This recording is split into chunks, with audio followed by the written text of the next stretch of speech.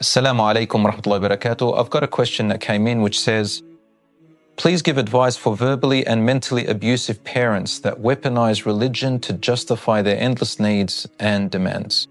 The first thing I want to say about this is truly this has become a problem in a lot of societies and communities that I continue to hear about. And the first advice I want to address is towards the parents. My dear brothers and sisters, we are all parents. I'm like you. And the advice that I'd like to give to the parents, first of all, is that obviously our children are a trust which Allah subhanahu wa ta'ala has given us. And therefore we are to nurture them and to raise them and help them to know right from wrong. And if we don't role model this, then our children will grow up with all sorts of problems mentally, religiously, and some of them, waliyadu billah, even physically. So they are a responsibility which Allah is going to question us about. And the Prophet, peace be upon him, never abused or spoke badly to any of his children or any child whatsoever.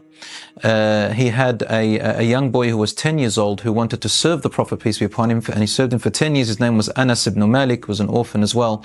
His mother brought him to help the Prophet ﷺ and travel with him and so on.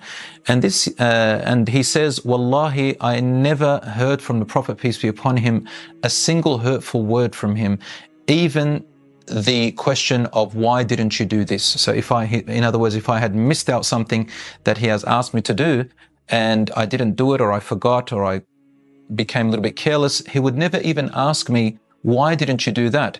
But rather he would always be smiling, or he would just remind me, and that's about it. The Prophet, peace be upon him, never abused any child. And in fact, he used to warn parents from doing so.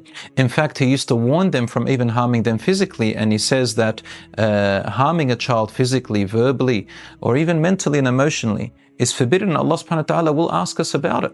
My brothers and sisters, sometimes parents can get ahead of themselves, and sometimes some parents are controlling. Some parents, they fear that their children might do something wrong, so they jump to conclusions, they jump to assumptions. And these are based on fears perhaps from their own childhood and how they were raised in their childhood. And what we need to do is we need to break this cycle.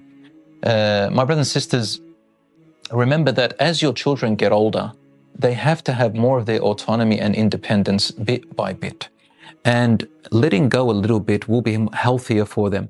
Most importantly is role modeling what you do and what you say, because they're going to copy you. Children may not obey us all the time, but they never fail to imitate us.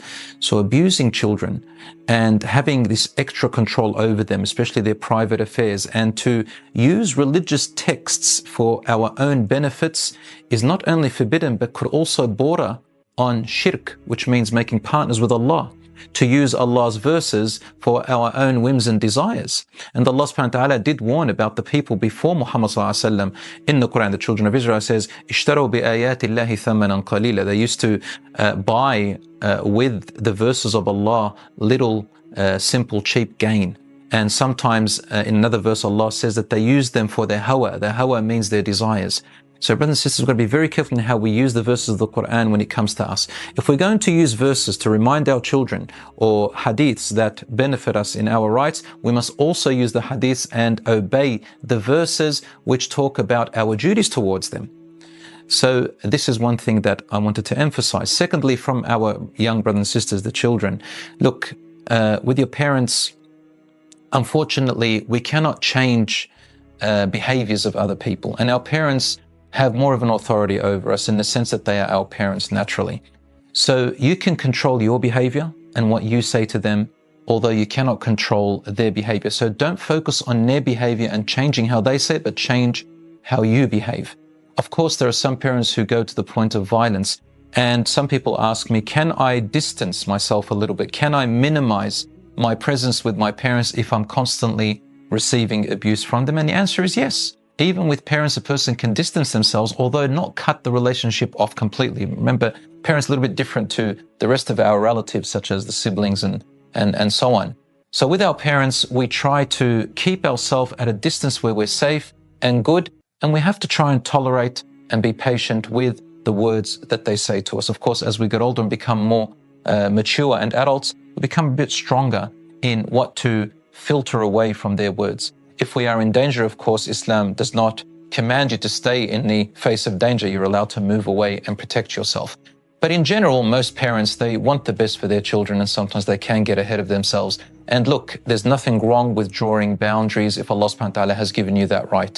So if your parents say to you something using religious text which you feel it's not right or not just, go to some scholars or sheikhs and ask a knowledgeable person about your rights and whether this verse can be applied to you. Because sometimes we don't realize that a right of a parent is actually a right of a parent that they claim through verses is actually not their right. However, it could be misinterpreted or placed in the wrong place, or sometimes based on culture or customs or something that they have heard ignorantly. So there are so many things. If I were to tell you how many times I have found that certain parents calling something their right when actually, in actual fact, in Islam is not their right. Certain privacies that the child is entitled to, where they thought that they have a right to it, it's not their right.